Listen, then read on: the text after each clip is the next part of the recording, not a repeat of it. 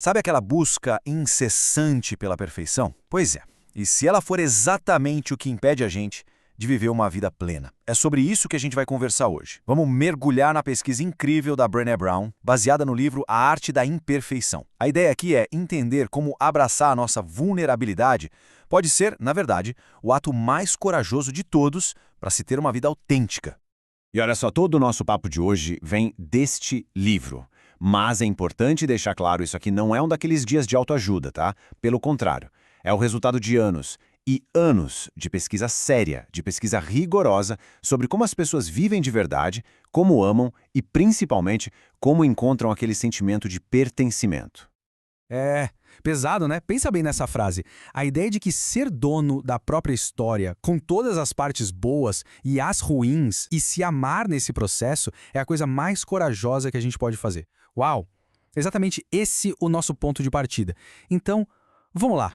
Então, a nossa história começa com a Brené Brown. Ela é uma pesquisadora que decidiu mergulhar de cabeça em um tema que, vamos combinar, a maioria de nós prefere evitar. Emoções como vergonha, medo, sabe? Só que ela não fazia ideia do que estava por vir. No meio de milhares de dados, de histórias, ela encontrou um padrão que ia mudar a vida dela para sempre. Analisando assim milhares e milhares de entrevistas, ela começou a notar uma coisa. Tinha um grupo de pessoas que era diferente, que se destacava. Eram pessoas que viviam com um senso de valor próprio muito forte, sabe? Com amor, com pertencimento. E o segredo? Elas abraçavam a imperfeição. E é isso que a Brené Brown chamou de vida com plenitude. E é aqui que a coisa fica pessoal. Para entender melhor, ela criou duas listas. De um lado, as características da galera que vivia essa tal plenitude. Do outro, as características de quem? Bem, de quem lutava contra isso. E foi aí, olhando para a segunda coluna, que a ficha não só caiu, ela despencou. Aquela lista era um espelho da vida dela. Exatamente, a reação dela foi essa, na lata, sem filtro nenhum. Agora imagina o baque. Imagina perceber que, mesmo sendo a pessoa que pesquisa o assunto, a sua própria vida era um roteiro de busca pela perfeição, de exaustão, daquela necessidade maluca de ter tudo sob controle. E claro que uma descoberta dessas não ia ficar só no papel, né? Isso provocou uma crise pessoal gigantesca, tão intensa que ela mesma, com aquele bom humor que é bem a cara dela, apelidou esse momento de colapso e, ao mesmo tempo, de despertar espiritual. Foi, sabe, aquele momento em que a teoria bate de frente com a vida real. Não adiantava nada ela ter todo aquele conhecimento, todos os dados, se a vida dela era o completo oposto. Chegou a hora de parar de só pesquisar a plenitude e, finalmente, começar a viver a plenitude, mesmo que fosse doer.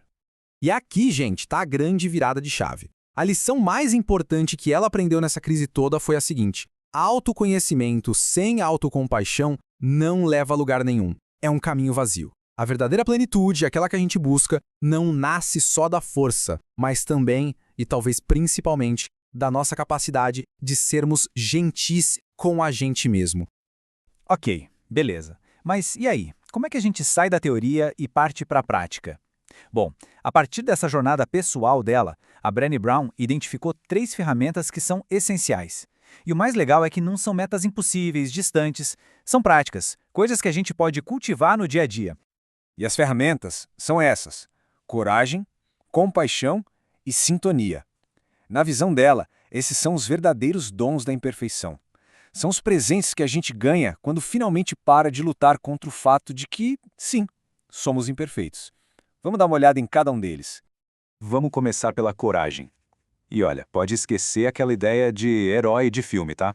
A origem da palavra é muito mais interessante. Vem de falar com todo o coração. Ou seja, é a coragem de contar sua própria história, de ser quem se é, de forma imperfeita, de forma vulnerável. Isso é coragem. Depois vem a compaixão. E aqui tem um ponto muito importante. Compaixão não é ter pena, não é olhar de cima e tentar consertar a outra pessoa. É o contrário, é se conectar de igual para igual. É reconhecer que todo mundo tem suas lutas, suas dores. É saber sentar do lado de alguém na escuridão, simplesmente porque a gente já conhece a nossa própria escuridão. E por último, a sintonia, ou conexão. A gente, como ser humano, é programado para isso. É quase como se viesse de fábrica, sabe? É uma necessidade básica. A verdadeira sintonia é aquela energia que rola quando a gente se sente visto, ouvido, valorizado. E detalhe, é uma via de mão dupla. Precisa dar e também precisa receber. Ok, se essas ferramentas são tão poderosas, por que é tão difícil colocar em prática? A resposta é simples, porque existe um obstáculo gigantesco no nosso caminho. Uma coisa tão, mas tão desconfortável que a gente muitas vezes evita até dizer o nome. E para ilustrar isso, a Brené conta uma história ótima. Logo no começo da carreira, ela foi dar uma palestra. A organizadora do evento, quando soube do tema da pesquisa dela, chamou ela de canto e foi bem, digamos, direta. Deu umas regrinhas bem claras sobre o que ela não deveria falar de jeito nenhum. As instruções eram basicamente, olha, não fale a palavra vergonha, mantenha a apresentação super pra cima, otimista, tem que ser tudo leve e descontraído. Quer dizer, essa situação é o retrato perfeito de como a nossa cultura ensina a gente a jogar pra debaixo do tapete exatamente aquilo que mais nos atrapalha. Pois é, o grande obstáculo é esse, a vergonha. É aquele sentimento, lá no fundo, de que tem alguma coisa errada com a gente, de que a gente é inadequado e que, por causa disso, não merece amor, não merece conexão. A vergonha, no final das contas, é o medo de ser desconectado das outras pessoas. Mas olha só, tem uma boa notícia. A vergonha tem um ponto fraco, uma fraqueza mortal. Ela precisa de 3 coisas para crescer: segredo, silêncio e julgamento. Ela simplesmente não sobrevive quando é exposta à empatia. No momento em que a gente consegue compartilhar o que está sentindo com alguém que nos ouve sem julgar, a vergonha, ela começa a encolher. Certo. Então, o caminho para combater essa vergonha e cultivar uma vida com mais plenitude passa fundamentalmente por uma escolha. O primeiro passo, o nosso guia nessa jornada toda, é escolher a autenticidade. E é muito importante entender isso. A autenticidade não é um traço de personalidade. Não é algo que a gente tem ou não tem. É uma prática, uma escolha que a gente faz todo santo dia. A escolha de abandonar a ideia de quem a gente acha que deveria ser para poder finalmente abraçar quem a gente realmente é. Tem uma frase do poeta E.E. Cummings que resume isso perfeitamente. Ele diz que ser você mesmo num mundo que tenta a todo custo te transformar em todo mundo é a batalha mais difícil que um ser humano pode lutar. Pura verdade. Escolher ser real hoje em dia é quase um ato de rebeldia.